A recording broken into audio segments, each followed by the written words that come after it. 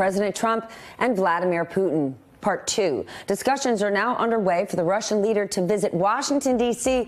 at some point this fall. The announcement on Twitter by White House Press Secretary Sarah Huckabee Sanders catching many by surprise, including the Director of National Intelligence, Dan Coats. He learned the news from NBC's Andrea Mitchell during a live interview at the Aspen Security Forum. We have some breaking news. The White House has announced on Twitter that Vladimir Putin is coming to the White House in the fall. Say that again?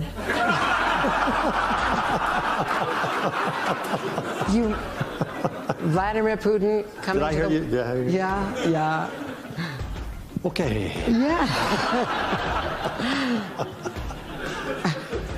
That's going to be special.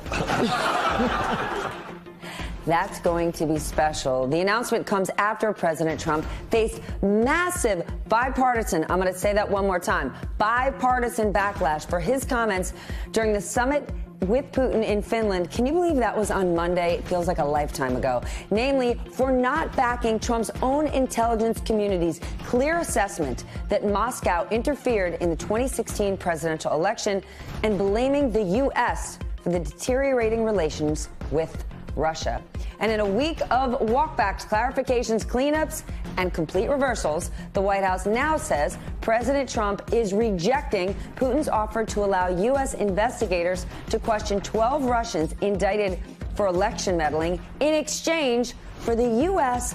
agreeing to let Moscow question some American officials, including former U.S. Ambassador to Russia, Michael McFaul. And do not forget, here is how President Trump first reacted to Putin's offer on Monday, 5 days ago.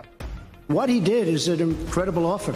He offered to have the people working on the case come and work with their investigators with respect to the 12 people. I think that's an incredible offer, okay? Did you hear that? He called it an incredible offer on Monday. Then there was this explanation from Sarah Huckabee Sanders on Wednesday. The president's going to meet with his team, and we'll let you know when we have an announcement on that. For a second, is that a topic that came up in their conversation? Did President Putin raise this with President Trump? There was some conversation about it, but there wasn't a commitment made on behalf of the United States, and the president will work with his team, and we'll let you know if there's an announcement on that front. We'll let you know the president's going to work with his team. Now, absolutely rejecting, no way, Jose. And let's point out the timing of the president now rejecting the offer. It comes as the Senate unanimously approved a non-binding resolution, 98-0, declaring the United States should refuse to make any former diplomat available to Russian investigators. The last time we saw this sort of bipartisan support in Congress was when Congress had to force the president's hand to put in place Russian sanctions. Do you see a pattern here? Hey there, I'm Chris Hayes from MSNBC. Thanks for watching MSNBC on YouTube. If you want to keep up to date with the videos we're putting out, you can click subscribe just below me or click over on this list to see lots of other great videos.